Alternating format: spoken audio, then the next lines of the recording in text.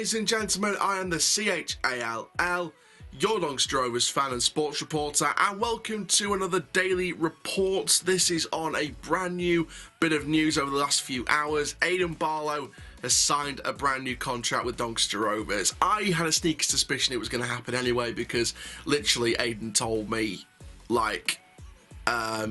one of the last few games in the season, I asked him, he signed a new contract, and he said, yeah, of course I am. Well, at the time I was sort of thinking, he said it in a nice jokey way, you know, but what will he actually sign? He signed a new contract, so there we go. But before we get started, guys, please do like, comment, subscribe, click notification bell to never miss a YouTube video, and for now, let's get into this one. So Rovers are delighted to confirm that Aidan Barlow has signed a new one-year deal with the club, with the option of a further year. The 22-year-old attacking midfielder made 34 appearances for Doncaster Rovers last season, following a successful trial in the summer. The former Manchester United Academy prospect Barlow showed his versatility by operating in a variety of positions across the midfield and front lines, netting one goal in his first full season in English senior football. First team manager Gary McSheffrey is delighted that Barlow has pledged his future to the club, and he'll be ready for pre-season this summer. So first of all, let me show you the thoughts of the player himself, Aidan Barlow. Aidan, congratulations on signing your new contract with Doncaster Rovers. How pleased are you to have got it done? I'm delighted. Obviously, we didn't want the season to end how it did last season, but I just think next season I think it's going to be a very, very positive one. We'll look back to start off with 34 games in your first season in men's football last season. How did you find it from a personal point of view? Personally, I thought after the season finished, it was good for me, obviously being in my first season, like you said, I didn't get that many appearances, so overall it was a good experience. I learnt a lot. I think going into next season after last season, I expect a lot more of myself, and I'm sure I'm going to give the fans that, because I think obviously last season, as it went, it weren't great, so I'm just looking forward to next season now. I can't wait to get started. I think that's the big thing with Barlow for me. I think that, you know, we've all got to remember that this past season was his first season in men's football, in senior men's football, and first team football. So, you know, to get 30 plus appearances under your belt in your first season of professional football is, professional first team football in England is good. I think that, I think even he would say, you know, yes, there was performances where he wasn't great. There was performances where he did do well. So I think some fans just need to sort of put it into perspective a bit more. I think that, like I said before in this video, Barlow's new contract for me is deserved for me. Speaking to the manager about you, he spoke about your game intelligence and your tactical awareness as well, your ability to take instructions on board and stick to them within a game. How important is having that trust from your manager, do you feel? I feel it's very important, especially to get picked to play, really. But I think obviously next season I want to nail down a position for myself where I can impact the game with my own ability that I know I have. I think it was difficult last season, obviously. I was playing a few different positions, but I don't mind where I'm playing. Obviously, I'll give my all no matter where I play, but I think especially I want to try and help the team as much as I can, because I know I can. So for me, I just think I'm going to come in pre-season and hit the ground running. I think the trust in the manager is obviously really important. I think that Gary's probably given a lot of trust in Aidan by bringing this new contract. I mean, you've got to look at the logistics of the contract. It is a one-year deal with an option for an extra year. So from my understanding, from my theories, I think we're using this next 12 months to see what he does in League Two with his second season of first team football under his belt. If he doesn't deliver, he will go this time next year. If he does deliver and puts in a really good season, we'll use that extra year. And then that extra year will tell wherever we finish, whether it's back in League One or still in League Two, see what he does. And if he does well in that final year, they'll offer him an improved contract. So I think it is a step-by-step deal. I think that, it's one we've got to keep our eyes on. So, like I said, I think the logistics of the contract is very, very good. And obviously, like I said, the trust from the manager to put in Barlow to hopefully repay that, hopefully will come good. But obviously, we won't know that until the ball's been kicked. You mentioned it being difficult for the team. How much of a learning curve was it for you? You've been in situations, I suppose, in 12 months that you would never expect to be in, I suppose. Yeah, it was hard, but I think it can only benefit us for next year. I think that's the positive thing we can take from it, and I think it will do. It is obviously hard to take positives out of this season, but I would probably agree with that. I would say that look at what we've done this past season. It's been arguably one of the worst seasons in our club's history. It's the worst season since we were kicked out of the Football League in 1998. It's been our worst season since that season. Obviously, I wasn't alive then, but some of you that were around will know that season. Owned by Ken Richardson, a man who didn't care for the club and tried to exterminate us from existence, with Mark Weaver as well, who didn't give a flying one. He was Ken Richardson's puppet. With a squad that barely, some of them, from what I saw, tried at least, but, the squad was nowhere near good enough. But we barely had anything to work with anyway. The club was at rock bottom at that time. So to say this season was one of the worst seasons since when we were at rock bottom, at the very rock bottom, it says a lot about our season. But, the positives of that, hopefully, is use that and get rid of the losing culture that's been going on the past year and a half and actually move forward and create better times. So, will the squad use this past season as a motive to do way better next season? Again, can't really judge until the ball's been kicked, so time will tell. Touched on playing in a few different positions. Is the key now for you to perhaps nail down one position and make it your own, do you feel? Yeah, as soon as the season started, I think that was my focus, especially for next season. I think nailing that position down and just trying to be the first name on the team sheet every week, impacting the game as I know I can with my ability. And next season, I think I'm going to especially focus on getting my stats high, assists and goals, adding them to my game. I think that's very, very key for Aidan. I think that's really, really key because, you're going to want to improve these stats on the previous season.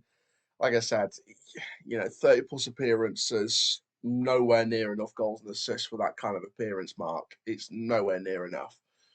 So for me, you've really got to nail it down now. Obviously, it's going to be hard with John Taylor coming back. Obviously, we might look to bring in another winger. For me, I think Barlow's position is right wing or left wing. And then if we're going to a three at the back, you might maybe bring him on at right wing back for the last sort of 15, 20 minutes, or you might start him if our starting right back or right wing back, in this case, Carl Noyle, isn't fit enough, and we can't really put in Charlie Seaman yet. So I think Barlow's main position is right wing, but if you had to put him at right wing back, then there wouldn't be as much pressure to do so. So, but I think primarily right wing needs to be the position that we need to be focusing on, or even focus on the left wing as well, sort of alternating between, just overall just focus on the wings rather than the wing back roles. But obviously, still keep training him in that wing back role as well, just in case you need to alternate at times. But I don't know. I think that's the position he needs to be nailing down. But like I said, it's going to be very, very tough with Taylor already there. We're probably going to bring in a winger in the summer. So, the talks of Kieran Dunn from Sunderland, he can play left back, left wing back, left midfield. He can play left wing as well if you wanted to. Tommy Rowe obviously can play on the left wing as well. So it's going to be very, very hard to get Aidan in that first team next season. It's going to be really, really hard. But if you can work hard, then no reason why the manager doesn't, pick him. Where do you feel is your best position? We've seen you sort of play on the right, but then in that sort of left-hand channel position where you can float and perhaps dictate games a little bit more? Yeah, I feel most comfortable off the left, or I can play behind the striker in the number 10, but I think coming off the left where I've got a bit of freedom coming in, I think that's where I'm best off. So maybe have it as, I mean, I'm taking this in the instant if we don't bring in a winger, or we bring in a winger but we still give him competition. If Barlow's playing, then the best way you'd probably play him then, from what he's just said, is you play Tommy Rowe at the cam, have Aidan Barlow on the left, or whoever on the left, and then Barlow come in on the left-hand side. Or you can play Barlow at cam and Rowe at left wing sometimes. Or you play the new winger if we're bringing one in. And then at left back, you've then got, Kieran Dunn or whoever it will be. Because we're pretty much guaranteed to bring in a left back or two for next season. So I'd say Kieran Dunn's probably going to be one of them. So I'm going off the basis of if Kieran Dunn gets confirmed at some point during the next week or two, or maybe a few weeks, who knows. But for me, Kieran Dunn will be in. For me, I've got complete confidence that Kieran Dunn will sign with Rovers. I could be wrong, but at this stage, I'm confident that Kieran Dunn will be a Rovers player in the next few weeks. So taking that into account, I think Kieran Dunn will probably be at left back, or if we bring the second one as well.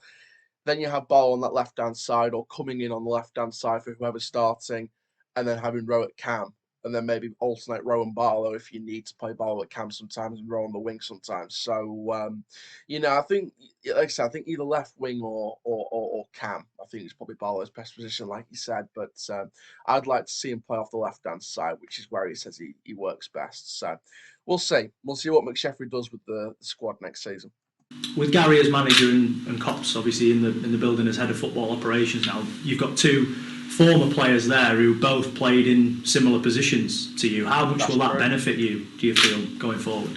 I think it'll benefit me a lot. Obviously I'm quite close to them both already, and I've spoke with Cops a lot since I first joined the club, because he said to me he sees a bit of similarity. So he's helped me a lot, and obviously I can learn massively from them both. I think that's key. I think especially someone like Coppinger, who's been there, done that, been in the attacking positions, obviously an absolute legend at the club. When you get someone like Coppinger telling them that you see similarities in them, that's going to mean a lot. I'm sure it means a lot to Aidan. But if Coppinger sees something in him, if McSheffrey sees something in him, especially Coppinger, but McSheffrey as well, because he's the manager, then, we've just got to see what happens over this next 12, 18 months. Back from your holidays now, there's a few weeks still to go until pre-season gets underway, but is this the time before you come back where you're making sure that you've got the edge on everyone else, I suppose, coming into pre-season? Yeah, that's right. Like you said, holidays are done now. It's time to get to work. I wish we were starting today, to be honest, but 3 weeks. Got 3 weeks now to prepare for the start of pre-season, and like you said, it's to get the edge and try and come back the fittest and in the best shape possible.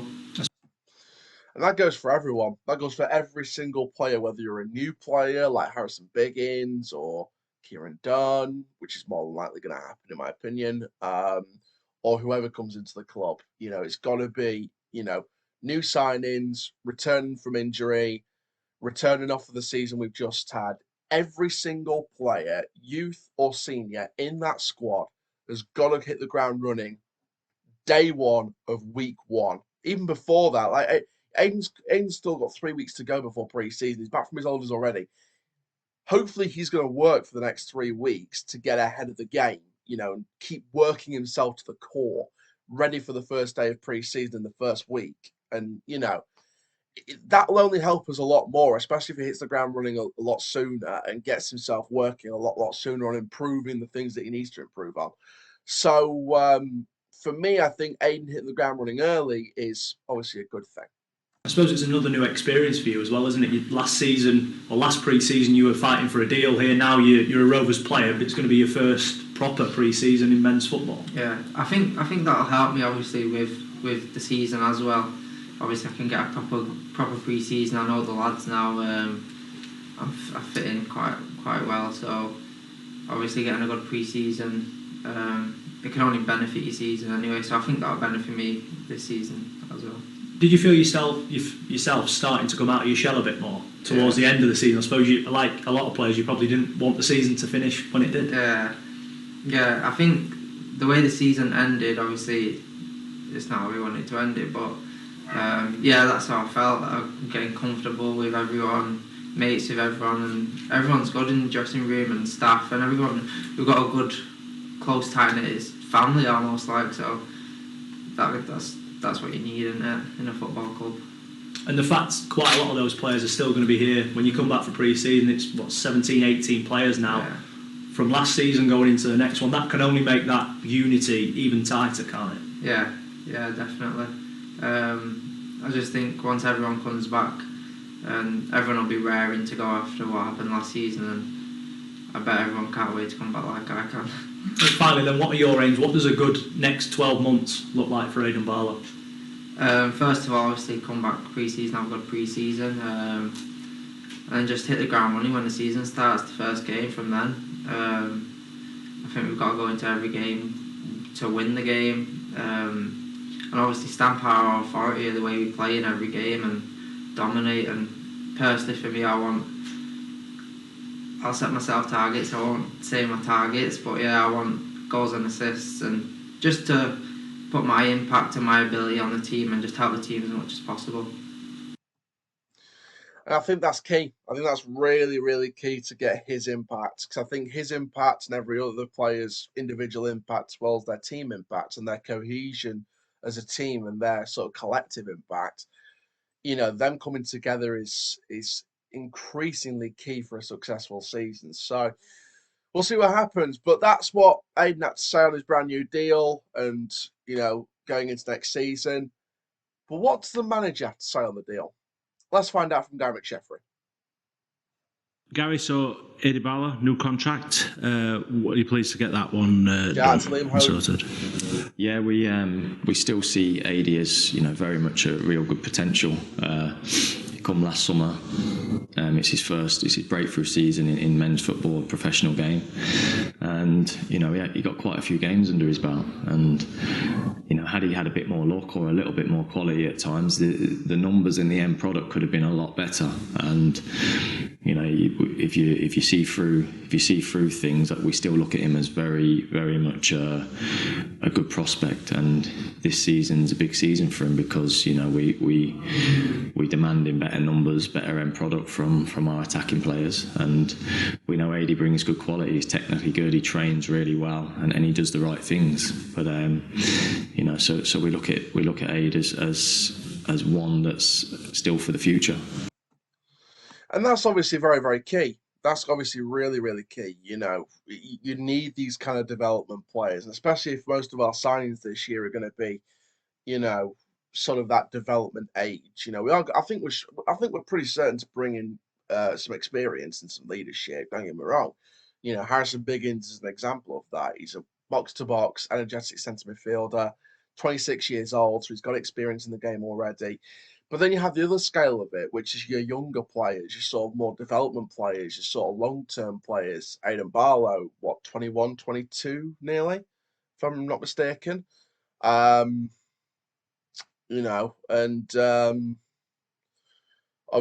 if we're going to bring in Kieran Dunn, that's another 22-year-old. Alowu, 21, going on 22, or the younger, 22 as well, or 21, one of the two. Carl Noyle, 23. So we've got, long-term development players starting already. So we're going to have that mix, hopefully, going into the summer and going into pre-season and the season ahead in League Two with a balance. And I think Barlow being one for the future, fingers crossed, is hopefully a good sign. So, like I said, I'm willing to give him this next season or two. If he does well this next season, I'll be destined to give him that extra year as well. So it all depends. It's make or break next season for Aidan Barlow and for a couple of others as well. So yeah, that's what I would probably say on that. This is a summer where you can really put your stamp on the squad. What qualities does AD have that means that you've gone for him, that you want him to stick around? Last season he was quite versatile in the positions he played. Tactically, he can take on a game plan. His game intelligence is good, and in training he ticks every box really. His technical ability, his finishing, his fitness levels, and like I say, his game understanding. So it's now getting that to AD to transfer that to a match day. If he can transfer his skills to a match day on a consistent basis, then we've got a good player on our hands. You mentioned that. I mean, yeah, I think that was the big thing for me last season with some players. You know, why can't these players translate it from a training pitch to a match day pitch consistently, game after game after game, home and away for a 46-game season? And most of that squad couldn't do that for a 46-game season, couldn't translate what they do on the training pitch to what they do on the match day. So it was a hard one for me to digest, a hard one for me to understand and sort of de-puzzle everything that was going on with that. If we can do that this season, it's already a better season than this season just gone. So, hopefully Barlow can do that.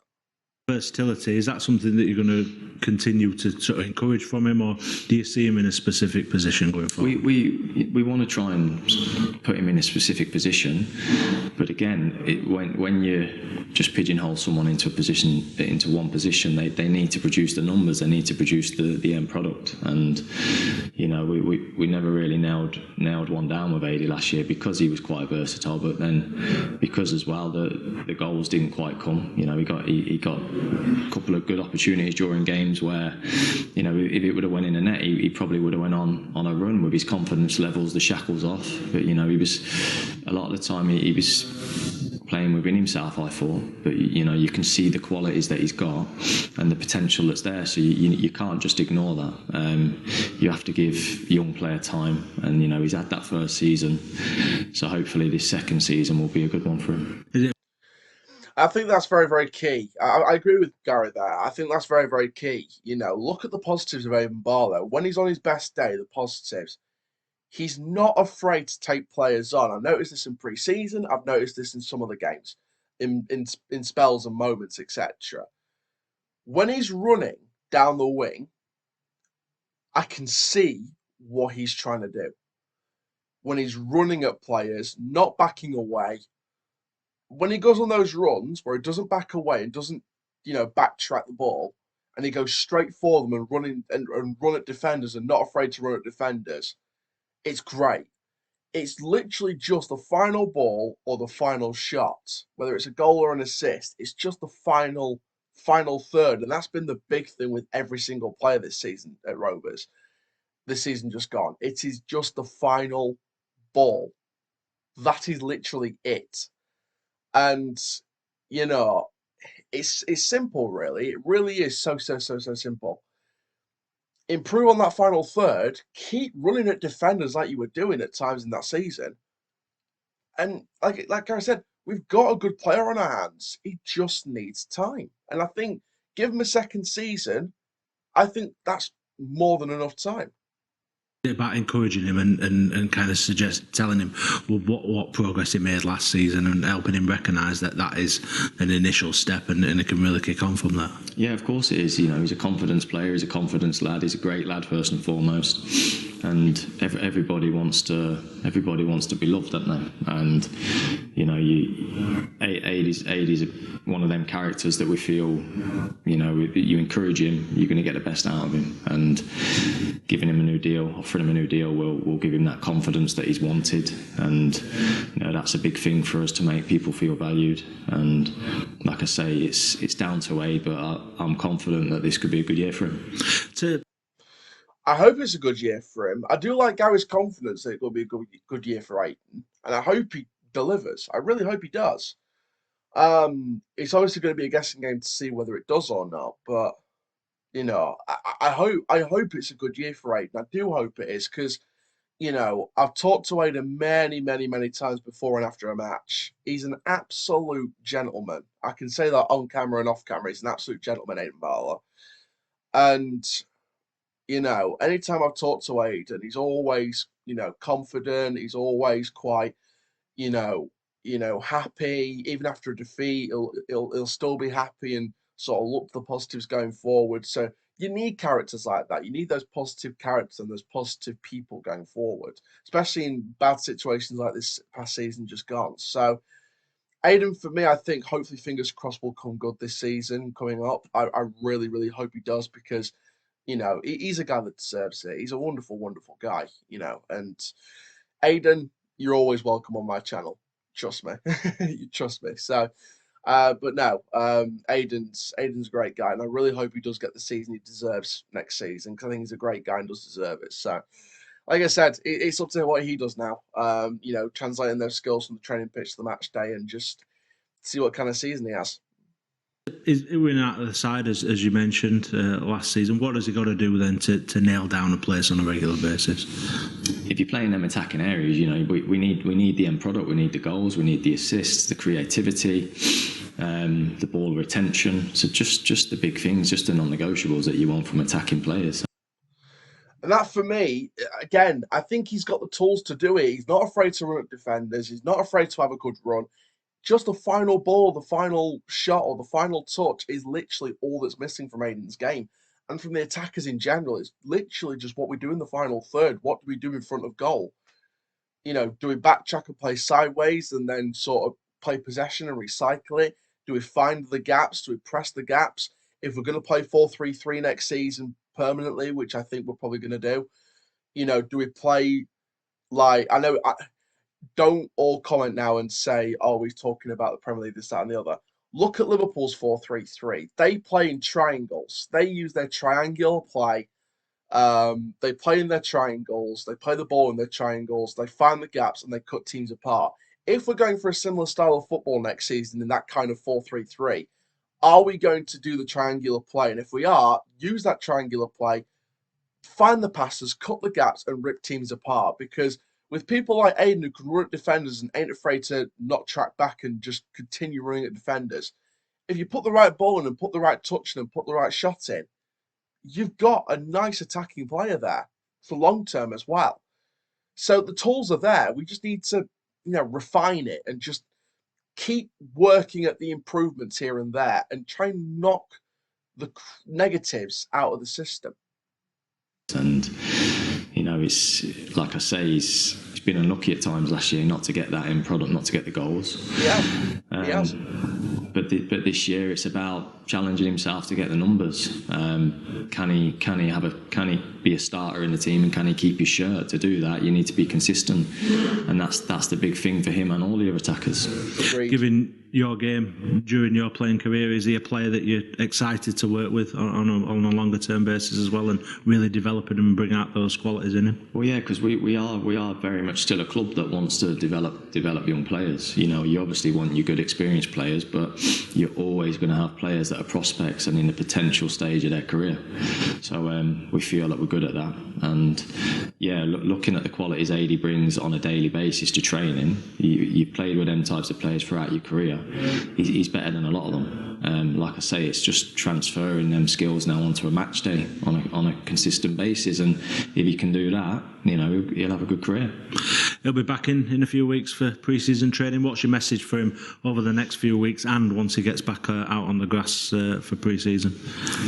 Just be the best he can be, enjoy himself, and bring a quality and a confidence to his game and to the environment every day. And he does that. He does that. Like I say, it's the pressure. There is going to be pressure to get in the team and stay in the team, but that's a pressure that every player should welcome and stand up to. Got to agree. You've got to agree with Gary McSheffrey on that one. And like I said, this is a big season for Barlow and a big season for a lot of players. Do you rise up to the occasion after one of our worst seasons since that 1998 EFL relegation, Football League relegation to the conference? Do you recover from that with a positive mindset, or do you recover with a negative mindset? If you recover with a negative mindset, you're not one of the players that needs to be here. If you recover with a positive mindset, young, old, whatever, you're the players we want to work with at this club. You're the players that deserve to put the shirt on every week. If you recover from this season with a negative mindset, with a can't be bothered mentality, you're not the kind of player we need at the club. Go find another club to earn a wage, to steal a wage check every week. You know, it's literally being brutally honest. It is that bloody simple. Put on the shirt every week and deliver 110% next season. Because if you don't, you can go. Brutally honestly, you can go. Because we can't deal with passers-by anymore. We've got to work with players that are willing to work with the club and are willing to work with the direction that we want to go in. Otherwise, the club's not going to get any better. Because if we've just got a squad full of people who just can't be bothered and are still in a wage check every week, we're not going to get very far. We're going to go further and further down, and we might be back in the conference. You know, don't even think about eliminating that as a possibility, because I think it could be if we don't bring in the right people and keep the right people and get rid of the right people and keep the wrong people. So, plain and simple, really. But that's Gary McSheffrey's thoughts. Now I'm going to give you my final thoughts. So my final thoughts then on the deal, on the news, on Barlow's new contract. Like I said, I think that a 1 year with an optional extra year is the right deal to go for with Barlow. I think give him that year. It's make or break in League 2 next season, see what he does. Hopefully transfers their skills onto the pitch every week. You know, you do want to see this from a guy like Aidan Barlow. You know, fingers crossed he can do that next season. If so, then he's got that optional year waiting for him. You know, if he wants to take it. Hopefully he does. If he has a great season next season, I hope he does take that extra year, because that will be a true. I think if Aidan Barlow has an exceptional season next season, and he takes that optional year, then I think that's the start of things starting to change in terms of our recruitment strategy. If he has an exceptional season and takes that optional year, then he has a great season after that, and we can offer him a new contract at the end of that. But we let him walk, then we'll start to see the old process, you know, creeping back in. It's all about what we do now. Do we let him walk after good seasons in the future? Do we let him walk after bad seasons in the future? Do we keep him after good seasons in the future? Do we keep him after bad seasons in the future, but with signs of improvement? Do we keep him after bad seasons and sign him on? You know, there is that option. Or do we see great in him, sign him up, but then in the future we sell him on for a fee to a club in a higher league if we don't go higher ourselves? You know, there's a million different possibilities 2-3 years down the line. But for now, at least, I'm happy that he's here for at least the next season and possibly the season after that. And we'll see what he does. Like he said, transfer the skills onto the pitch, and we've got no problem with him. So there we are, guys. Thank you very, very much for watching this video. Make sure you do like, comment, subscribe. And for now, I'm the CHALL, your Doncaster Rovers fan and sports reporter, and that is full time.